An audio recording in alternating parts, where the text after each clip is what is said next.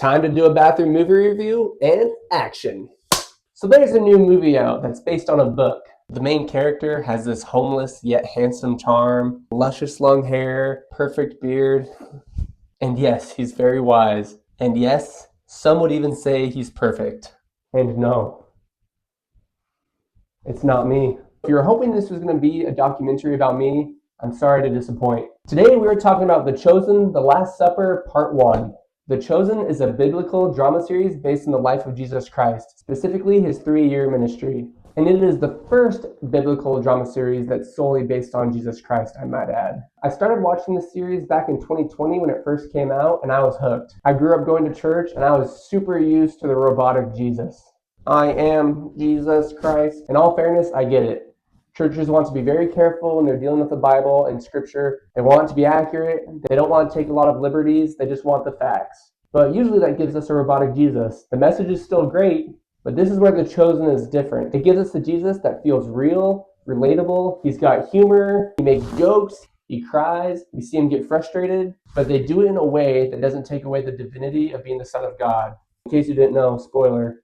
Jesus is the Son of God in this film. So yeah, this Jesus just has a great personality and he can connect with almost everyone. Seems like a pretty cool guy to me. So now let's talk about the film. We're in season 5 and they're actually releasing season 5 early in 3 films, making this a good Easter trilogy to watch. Last week we had The Last Supper Part 1. This week releases The Last Supper Part 2. And next week releases The Last Supper Part 3. So if you want something to do that impacts your Easter, this is a good way to go. Or you can pig out on chocolate bunnies and paint and dye those round things that comes out the back end of a chicken. That's fun too. This movie is blowing up, especially for a Christian film. It's got a limited release and it made $11 million over its opening weekend.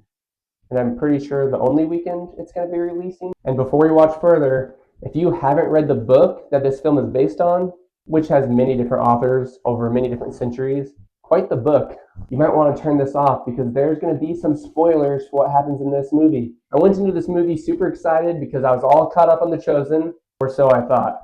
Apparently, I only watched the first 2 episodes of season 4.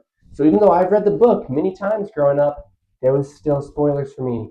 Somebody died, a main character. No, it's not the main character. That hasn't happened yet. But I felt super sad and I was so bummed. So yes, even if you've read the book, there's still going to be spoilers, I guess. So yes, they have additional characters that aren't in the Bible. They do a lot of this to expand the story, but to me it doesn't take away. It just makes for a good narrative. It gets the feels going. This film trilogy is based all around the week of Passover. And the film does this cool thing where you see him at the Last Supper, like it's called, talking to his disciples, and then it will flash back and say 4 days earlier, and then you get lost in the story. And then it comes back at moments with him talking more at the Last Supper. We start out on Palm Sunday, and we see Jesus heroically riding into town on a donkey.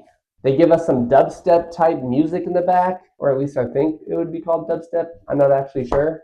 This movie doesn't hold back. A lot of the people that worked on this series and this film said they're inspired by Star Trek, Game of Thrones, amidst a bunch of other popular shows. We see his disciples and followers going through a lot of emotions throughout the film. They're super happy, pumped that people are accepting Jesus as the Son of God. Then other times we see them really struggling to interpret what Jesus is saying, because at times he very vaguely talks about how he's going to die in a couple days.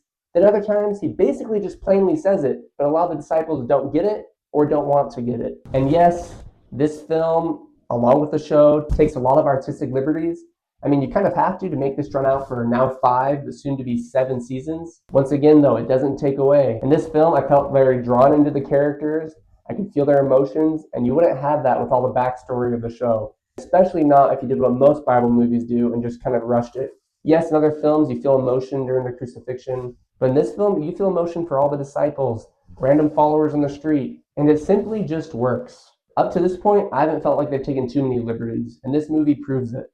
It flows really well. The cinematography looks beautiful. It definitely feels like a high-budget, high-dollar film. And I think that's the point. They want this film to feel familiar with other cinematic experiences, to make it relatable for the multitudes of people that are going to see it. See what I did there? Yeah, I said multitudes. Bible lingo. During the film, to add to the emotion and really help you feel where the characters are coming from, they kind of hone in on Mary Magdalene and John. We see that they're the two that are really starting to understand what Jesus is saying, and it adds to the intensity of the film as they can sense what's going to happen. They get what Jesus is saying, but they don't know what to do. Do they talk to him? Do they try to stop what's going to happen? And what do you do in that situation? I really enjoyed that point of view. The film also really dives into the religious political side, with a lot of the bad guys wanting Jesus.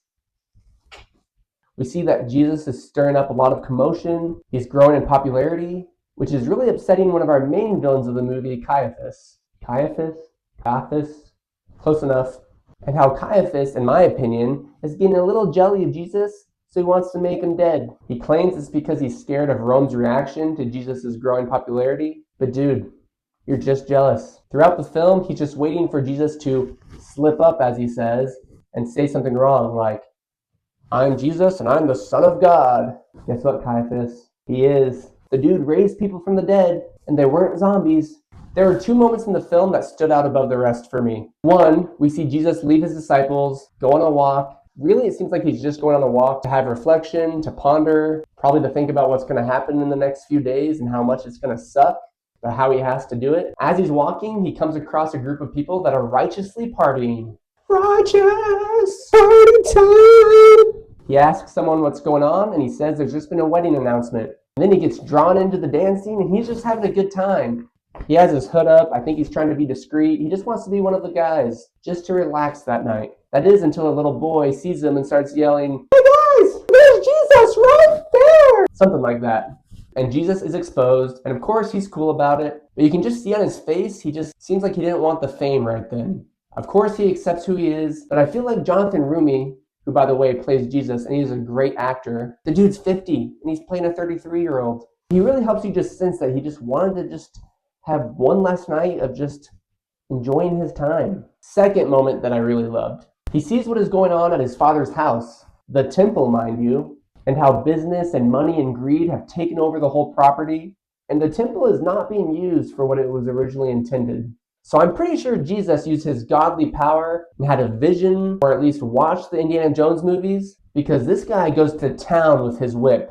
Which, by the way, earlier in the film, there's this cool little moment where you see him cutting leather and really just making this intense whip. Because, you know, whips at the store aren't good enough. He's got to take down this place. This whip has to rise above all the rest. One whip to rule the sinners. There's one point where he literally throws his whip, whips his whip, however you say it, but he flings it and it wraps around this table and he just jerks back and the table just goes flying. He's practiced. Meanwhile, we got some good music playing. People are screaming, running around. It feels very cinematic. When Caiaphas shows up with some other religious political leaders, we see them just stare each other down, and then we zoom in on Jesus' hand. He grips the whip. I felt like I was watching Avengers or Transformers again. I literally just felt like, yeah, Jesus is about to give a beatdown. Caiaphas gonna get robbed! But then the movie ends, so I don't get to see the beatdown. The beatdown probably doesn't happen, but it was a fun thought. Guys, all in all, I had a great time watching this movie. It really does feel like other high-budget series, which is very impressive considering the show started with crowdfunding. I actually read that the first season was the highest crowdfunded TV series ever made. And to the director, Dallas Jenkins, I think it is super impressive that this guy has taken small passages and random verses and made whole episodes out of them. A whole series. And now a film that's getting millions of dollars in the theaters for a limited release. So guys, I'm going to say The Chosen, The Last Supper Part 1 is not flushable. And between you and me, even if it was, I wouldn't flush it. Because, you know, lightning, lightning, lightning. As always, thanks for watching. And remember, I'm just a dude that likes nerding out about movies. And if you're a dude or dudette who likes doing the same, then feel free to join me in my bathroom and watch some movie reviews.